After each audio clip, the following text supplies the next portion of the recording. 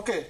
So ఇప్పుడు దేవాలయాల్లో ఇప్పుడు వీళ్ళ నాయన హయాంలోనే, రాజశేఖర రెడ్డి హయాంలోనే దళిత గోవిందం అనే కార్యక్రమం భూమన కరుణాకర్ రెడ్డి చేపట్టారు. దళిత గోవిందం, మత్స్య గోవిందం. దళిత వాడల్లోకి వెంకటేశ్వర స్వామిని తీసుకొచ్చి పూజలు చేశారు.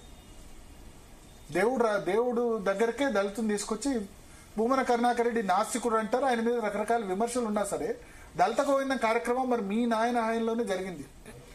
మీ తండ్రి హాయంలోనే కళ్యాణమస్తని టీటీడీ 1,25,000 రూపాయలు ఇచ్చినట్టుంది ప్రతి పెళ్లికి అప్పుడు ఆ సమయంలో.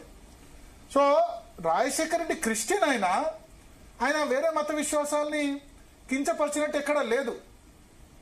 సరే, 7 కొండలు కాదు ఒకటే కొండ అని జీవో తీసుకొచ్చారు, ఇట్లా రకరకాల ఎంత విమర్శలు ఉన్నా ఆయన పట్టుబట్టలు అయితే సమర్పించారు.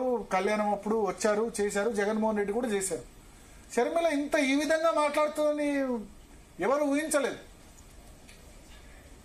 ఒకటి. రెండవది, ఇప్పుడు దళిత వాడల్లో సౌకర్యాలు టీటీడీ కల్పించాలట.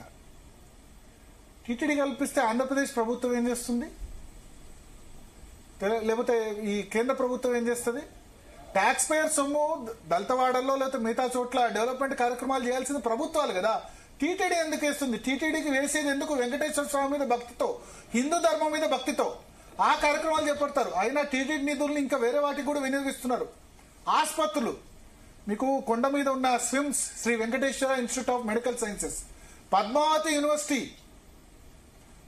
యూనివర్సిటీ ఉంది కదా, మహిళా యూనివర్సిటీ, దానికి టీటీడీ నిధులు వినియోగిస్తారు. బర్డ్ ఆసుపత్రి, దానికి కూడా టీటీడీ నిధులు వినియోగిస్తారు.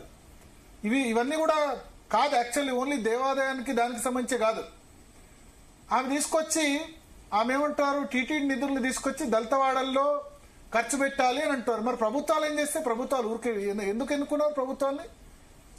ఎస్సీ ఎస్టీ సప్లాన్ ఉంది కదా, ఖర్చు పెట్టండి. సప్లాన్ చాలా మంది డైవర్ట్ చేస్తున్నారు. లేకపోతే మీ భర్త బ్రదర్ నీళ్ళు విదేశాల నుంచి తీసుకొచ్చిన డబ్బుల్ని, మిషనరీస్ డబ్బుల్ని తీసుకుపోయి మరి దళిత వాళ్ళలో ఖర్చు పెట్టండి. మీకు చేతనైతే మీరు ఖర్చు పెట్టి మొదలు చూపించండి. అన్యాయం కదా, ఇట్లా మాట్లాడడానికి సిగ్గు ఉండాలి. పిసిసి అధ్యక్షురాలై ఉండి,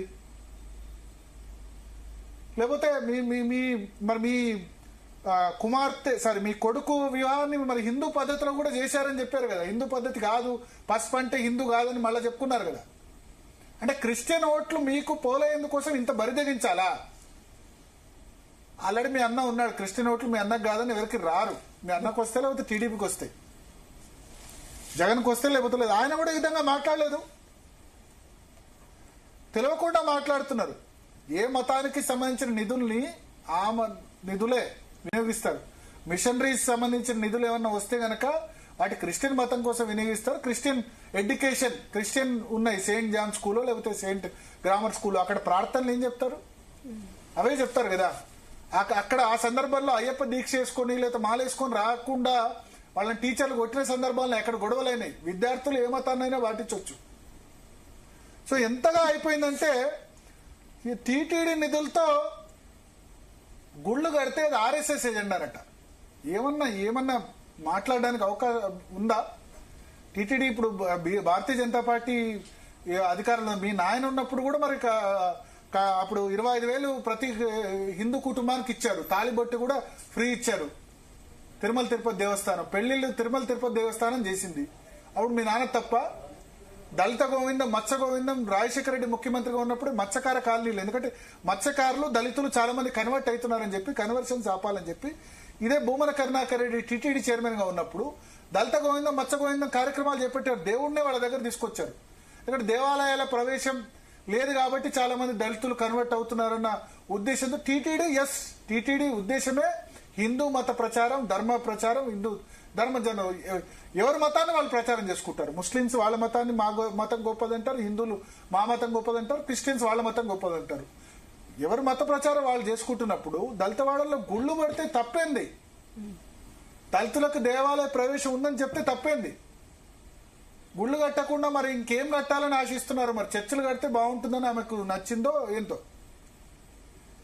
ఇక్కడ ఇంకో మతాన్ని కించపరచడం కాదు, బట్ హిందూ మతాన్ని కించపరచడం ప్రతి ఒక్కరికి ఫ్యాషన్ అయిపోయింది. ఎంత కించపరిస్తే అంత గ్రేట్ అనుకుంటున్నారు.